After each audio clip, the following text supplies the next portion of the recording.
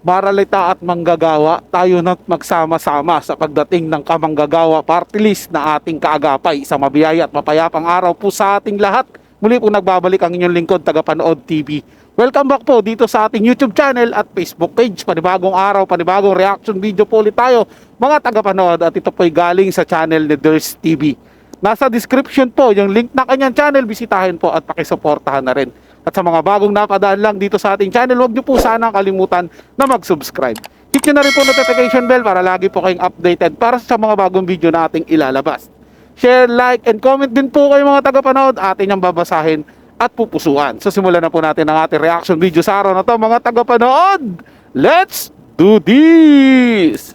Hello everyone! Kung bago pa lang kayo dito sa ating channel, mag-subscribe na kayo at i-hit ang notification bell para lagi kayong updated sa mga balitang napapanahon. Welcome po sa Ders TV Update, panibagong balita na naman ang ating pag-uusapan at tatalakayin ngayong araw po ng Lunes. At isa na nga sa ating pag-uusapan na tatalakayin ay tungkol po sa interview ni Christine Hermosa sa isang media matapos po ng birthday celebration ni Bossing Vic Soto dyan sa Itbulaga. So tinanong po si Christine Hermosa kung ano po yung tumatakbo sa isip niya nung time na nagbibigay po siya ng birthday greetings kay Bossing Vic Soto. So sabi niya emotional daw talaga siya at talagang maiyakin dahil grabe po yung pagmamahal daw na binibigay ni Bossing Vic Soto kahit na hindi po siya tunay na kadugo. Sabi nga po ni Christine Hermosa, sobrang mapagmahal, sobrang mapagpatawad ang isang Vic Soto. So hindi daw ito masalita, more on action daw itong si Bossing Vic Soto, kaya mas ramdam daw nila yung pagmamahal na pinapakita nito. Kaya kung inyong mapapansin, kahit na hindi po kadugo ang isang Christine Hermosa ni Bossing Vic Soto, ganun na lang ka-attach itong si Christine Hermosa kay Bossing.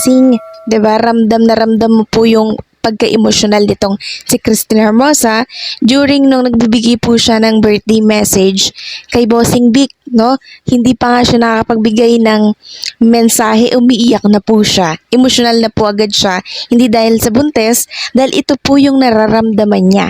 Sobrang pagmamahal ang nakukuha niya kay Bossing Vic Soto bilang asawa po, no, ng anak nitong si Vic Soto. So nakakatuwa dahil ganito po kaganda yung relationship between Christine Hermosa and Bossing. Parang tunay, no, na mag-ama sila kung sila po ay magturingan. Tunay po ang kasabihan mga tagapanood, no? Kapag ikay mabuting tao, ikay pagpapalain po ng may kapal. Gaya po ng nangyari kay Bossing Vic Soto. Mula noon hanggang ngayon patuloy po ang pagpapala sa kanya. Patuloy na dumadami ang kanyang mga negosyo, ang kanyang pera. Successful yung kanilang programa.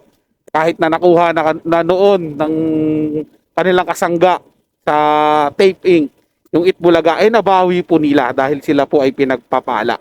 Kaya naman, di ba, nasanay na po tayo mga tagapanood ng noontime show na kapag nag-celebrate ng birthday, si Bossing Vic ay umaabot po talaga ng isang buwan. Halos, di ba po mga tagapanood, kahit nung nakaraan pa po na nasa GMA7 sila, pag nagse-celebrate ng birthday si Bossing Vic, ay umaabot ng isang buwan. Dahil nga po, maraming nagmamahal sa kanya, marami po ang bumabati sa kanya kahit binibigyan niya lang ito ng pagkakataon. Kaya naman yung mga taong nagmamahal sa kanya at nakapaligid sa kanya, ibinabalik din po yung ganda na binibigay po ni Bossing Vic Soto, lalong-lalo na po sa pamilya niya. At isa sa nagpapatunay po rito, ito nga pong asawa ni Oyo Boy Soto, na anak po ni Bossing Vic yan, si Oyo Boy Soto, mga tagapanood, si Christine Hermosa.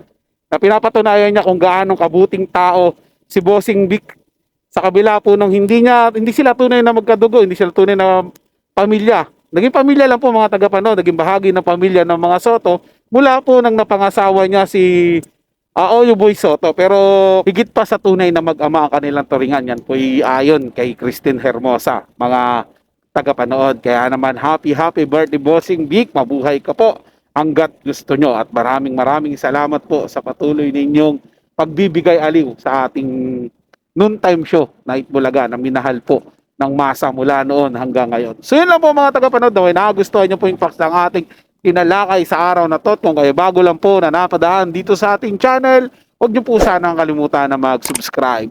Hit nyo na rin po notification bell para lagi po kayong updated sa mga bago pang video na ating ilalabas.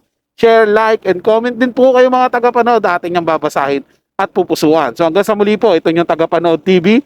Komento at opinion lamang, wala pong personalan. Paalam po at mabuhay po kayong lahat.